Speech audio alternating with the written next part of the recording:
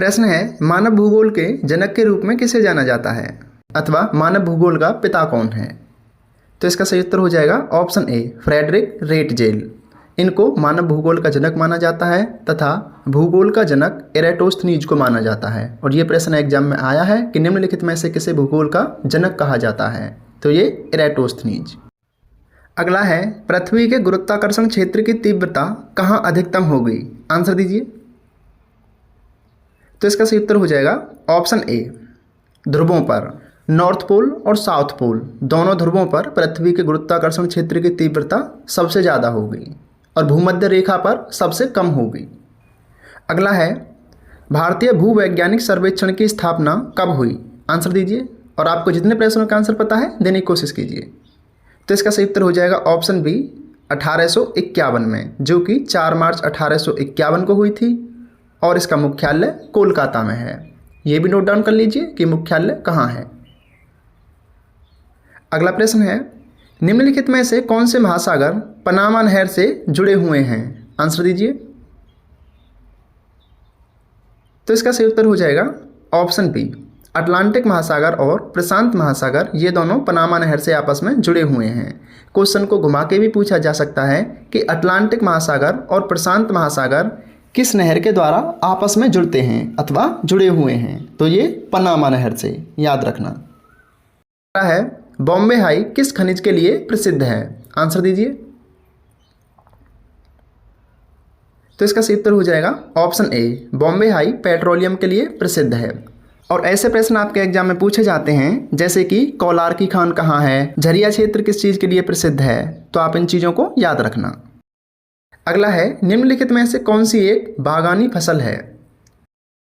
तो इसका सही उत्तर हो जाएगा ऑप्शन डी, चाय एक बागानी फसल है। बागानी फसलें ऐसी फसलें होती हैं जो एक बड़े भूभाग पर एक ही फसल उगाई जाती है और इसमें श्रम की ज़्यादातर आवश्यकता होती है।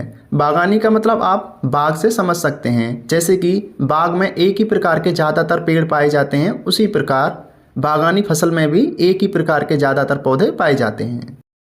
अगला है, भिलाई इस्पात संयंत्र किस देश के सहयोग से स्थापित हुआ? तो इसका सही उत्तर हो जाएगा ऑप्शन डी, सोवियत संघ के सहयोग से।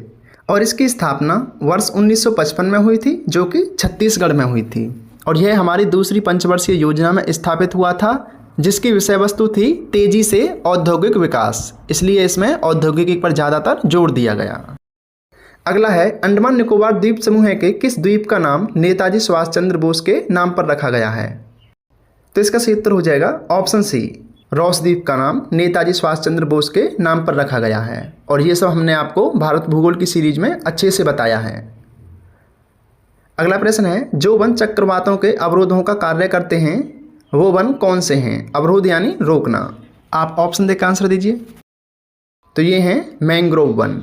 ये चक्रवातों और सुनामी दोनों को रोकने के लिए कारगर हैं, क्योंकि इनकी जड़ें पानी में ज़्यादा फैलती हैं और आपस में जकड़ी हुई होती हैं। तो जैसे ही चक्रवात या सुनामी आता है तो ये उसके अवरोध का कार्य करते हैं।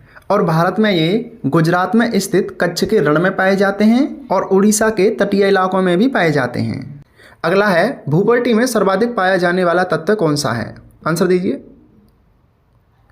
तो इसका सही उत्तर हो जाएगा ऑप्शन ए, ऑक्सीजन भूपट्टी पर सबसे ज़्यादा पाया जाता है।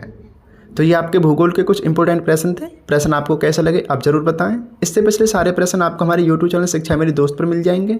सारे नोट्स फ्री ऑफ कॉस्ट हैं। अगर आप अभी तक हमसे नहीं जुड़े हैं तो हमें सब्सक्राइब कर लीजिए, पेज को फॉलो कर लीजिए, ताकि आने वाले नोट्स और वीडियो आप लगातार जरूर पहुँचते रहें।